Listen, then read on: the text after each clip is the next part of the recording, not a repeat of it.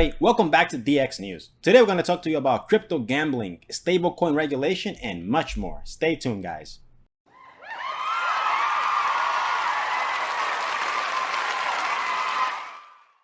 So we're going to start off with Twitch. In case you've never heard of it, Twitch is the largest live streaming platform there is. They haven't been free from controversies. I mean, any decent platform to use has had to have its share of softcore porn. However, the platform was only intended to be used for gamers and, people in the video game industry or sector. And then slowly but surely, it became a nest for gamblers, scammers, and everything you can imagine in between. So some of these gamblers came on with multi-million-dollar sponsors, and you have to pay for in these sites for crypto, right? They're crypto gambling sites. And one thing to remember is that the house never loses. Ever. Like really, never. And because the category of gambling and slots have been so prominent in the past year, it was actually very shocking that Twitch went out and do this. Like, how much are they losing? How much income are they themselves losing because of this ban? And is this ban a pushback for crypto? Could it be something that is actually might turn out to be a benefit, like some sort of blessing in disguise sort of thing? When we get these regulations and these rules, they also become a way for people to learn and make things better. So, in the long run, we don't know if that'll be a positive. But it's very shocking to hear it at first glance. So it could be necessary for a healthier crypto experience. So how did we get there? What happened? What triggered this? It was some asshole scammer influencer again. So some guy named Slicker has been caught scamming his friends, his followers, and anybody you can imagine because he's addicted to gambling. Fucking asshole. And this stunt is costing around $300,000, and people from his friends have been tweeting and sharing that they feel betrayed because they've literally lent him money that he never paid back. A lot of also donations from his followers were stolen just so he can continue gambling online. So $300,000 in damages. That's a lot of money for some people. Now, if you put 300 grand in perspective with the loss of endorsements and how much revenue Twitch could potentially lose from this ban, it kind of makes you wonder why they're doing this to begin with.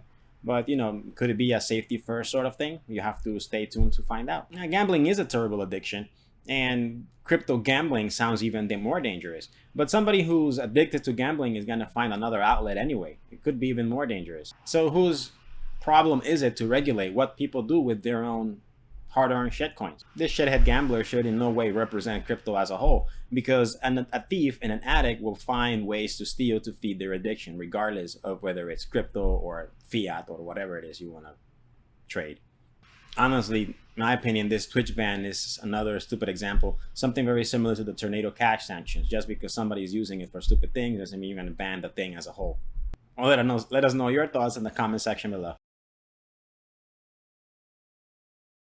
Now we're going to talk about USDT. A while ago, we talked about how potentially stablecoins depegging could destroy the crypto market. And USDT, being the biggest stablecoin there is for sure not free of controversies themselves. Even our favorite suspender-wearing internet detective, CoffeeZilla, has done actually exposés and trying to show that USDT may not be fully backed by the US dollar the way they have been claiming.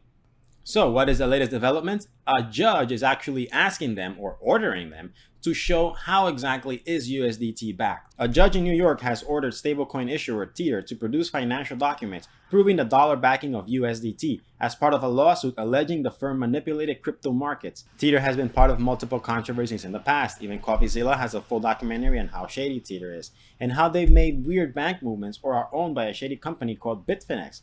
Part of what the judge is asking is general ledgers, balance sheets, income statements, cash flow statements, and profit and loss statements.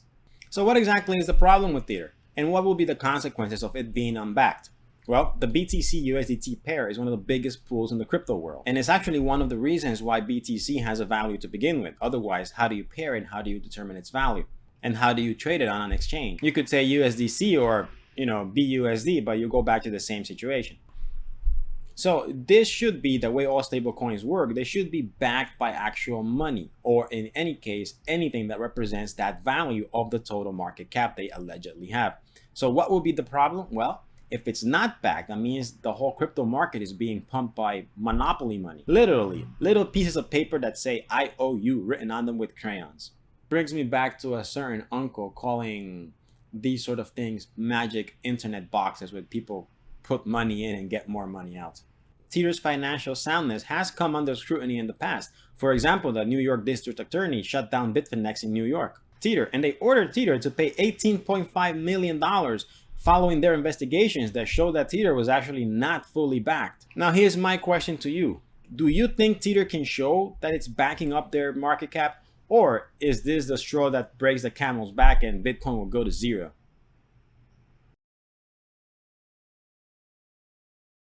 There's a draft for a new law that is making us think that politicians might finally be coming to their sense. Or maybe it's just a wet dream we're having. We don't know yet. This is because on September 16th, the White House actually emitted a draft that's showing a framework of crypto regulations.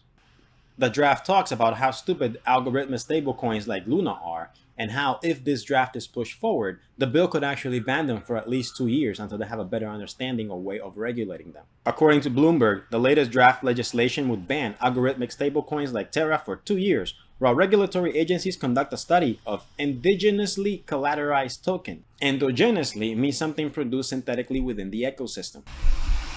Before Terra USD and Luna imploded in May, its creators relied on algorithms to mint or burn Luna to keep the value of Terra USD stable at $1. Now, before Terra USD and Luna went down the drain, its creators relied on an algorithm that would burn and mint tokens to maintain the dollar pegging at $1. Are you saying that stablecoins or anything that represents fiat money one-on-one should be actually backed one-on-one? That's madness, man! That's like saying central banks should actually have backing of the money they're printing. Like saying that bills should be backed by gold or something precious that holds value.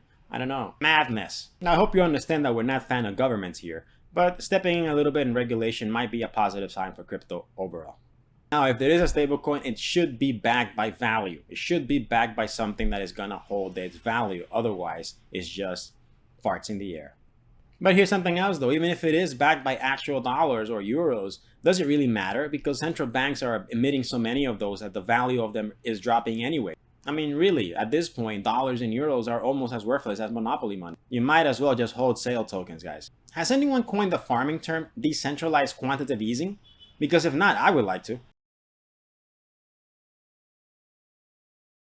So here's one that sounds like a joke. One of the most big and corrupt crooked banks in the history of mankind is calling crypto a Ponzi scheme. I'll give you 2 guesses, but you only need one. It's JPMorgan. The bank that became powerful by strong-arming and grabbing the US government by the balls is calling crypto a scam, folks. You heard it right. They're just pissed off it's decentralized and they can't get every single Bitcoin.